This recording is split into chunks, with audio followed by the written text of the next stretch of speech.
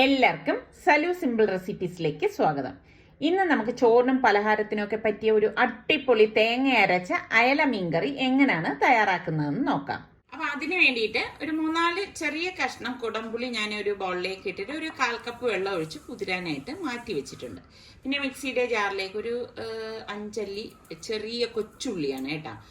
കൊച്ചുള്ളിയൊക്കെ ഇട്ടിട്ട് നമ്മൾ കറി ഉണ്ടാക്കുമ്പോഴാണ് ടേസ്റ്റ് കൂടുതൽ. പിന്നെ 1/2 കപ്പ് തേങ്ങ, കൊച്ചുള്ളി ചെറുതായിട്ട് അരിഞ്ഞിട്ടിട്ടുണ്ട്, അത് പെട്ടെന്ന് അരഞ്ഞു കിട്ടാൻ വേണ്ടിയിട്ടാണ്.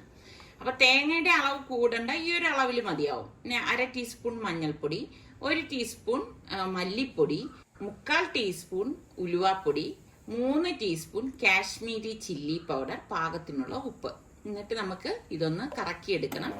ഇതുപോലെ കറക്കി എടുത്ത ശേഷം ഞാൻ ഇതിലേക്ക് 1/2 കപ്പ് വെള്ളം ഒഴിച്ചിട്ടാണ് ഇതൊന്ന് അരച്ചെടുക്കുന്നത്. എപ്പോഴും നമ്മൾ ഇതുപോലെ അരച്ചെടുക്കുമ്പോൾ നമുക്ക് അമ്മിക്കല്ലിലൊക്കെ അരച്ചെടുക്കുന്ന ആ ഒരു പരുവം കിട്ടും. അപ്പൊ ഈ അരച്ചിരിക്കുന്ന അരപ്പ് ഞാൻ മൺചട്ടിയിലേക്കാണ് ഒഴിച്ചു കൊടുക്കുന്നത്. അപ്പം തേങ്ങയുടെ അളവ് കൂടിക്കഴിഞ്ഞാൽ ഒരു പുഡിങ് പോലെ ഇരിക്കും കറി കേട്ടോ. എന്നിട്ട് ഇതേ മിക്സിയുടെ ജാറിൽ തന്നെ ഞാൻ 1 കപ്പ് വെള്ളം ഒഴിച്ചു കൊടുക്കുകയാണ്. ഒഴിച്ചു കൊടുത്തിട്ട് നമുക്ക് ഇതിലേക്ക് ഈ അരപ്പിലേക്ക് ഒഴിച്ചു കൊടുക്കാം. ഇനി ഇത് നമുക്ക് ഒരു സ്പൂൺ കൊണ്ട് ഇതുപോലെ തന്നെ ഇളക്കി കൊടുക്കണം. ആ അരപ്പിലെ ആ ഒരു കട്ടയൊക്കെ ഒന്ന് മാറി കിട്ടത്തക്ക രീതിയിൽ നമുക്കൊന്ന് ഇളക്കിയെടുക്കാം.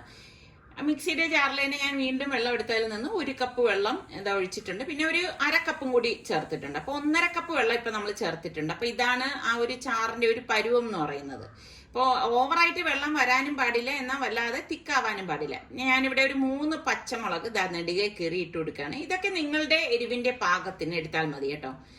അപ്പം നമ്മൾ ഈ കുതിർത്ത് വെച്ചിരിക്കുന്ന പുളി ഉണ്ടല്ലോ, അത് ആ വെള്ളത്തോടുകൂടി തന്നെ ഇതിലേക്ക് ഒഴിച്ചു കൊടുക്കാം. ഒഴിച്ചു കൊടുത്ത ശേഷം നമുക്ക് കുറച്ചധികം കറിവേപ്പില ഇതുപോലെ ഇട്ട് കൊടുത്തിട്ട് നന്നായിട്ട് ഒന്ന് ഇളക്കി ഞാനിവിടെ ഗ്യാസ് ഓൺ ചെയ്ത് കൊടുത്തിട്ടുണ്ട് കേട്ടോ.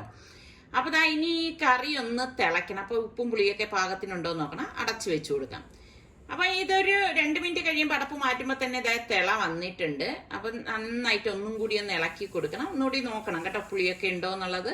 അതിനുശേഷം ഞാനിവിടെ അയല മീനാണ് എടുത്തിരിക്കുന്നത്. ഞാനിപ്പോ മുഴുവനെയുള്ള അയലേനെ എടുത്തത് കേട്ടോ. അപ്പൊ മീന് 3 എണ്ണം ഞാൻ ഇതിലേക്ക് ഇട്ട് കൊടുക്കാണ്. ഇതൊക്കെ ഏത് മീൻ വേണമെങ്കിലും ഈ ഒരു രീതിയിൽ കറി വെച്ചാൽ നല്ല ടേസ്റ്റ് തന്നെയാണ്. അയല മീൻ വെക്കുമ്പോൾ ഒരു പ്രത്യേക ടേസ്റ്റ് ആണ്. വീണ്ടും നമുക്കത് മൂടി വെച്ച് റെഡിയാക്കി എടുക്കാം. ഇതിനിടെ മീൻ കറി തിളച്ച് പാകത്തിന് വന്നിട്ടുണ്ട്. ഒന്ന് ചുറ്റിച്ചു കൊടുക്കുകയാണ്.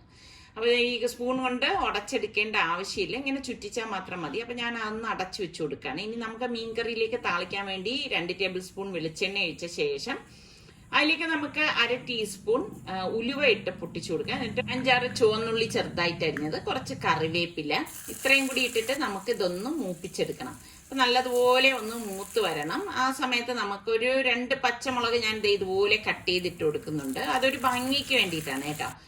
ഇനി നമുക്കിതിലേക്ക് ഒരു നുള്ള് കാശ്മീരി ചില്ലി പൗഡറും കൂടി ഇട്ടിട്ട് നമുക്ക് ഗ്യാസ് ഓഫ് ചെയ്ത് താളിച്ചത് ഈ മീൻ കറിയിലേക്ക് ഒഴിച്ചു കൊടുക്കാം.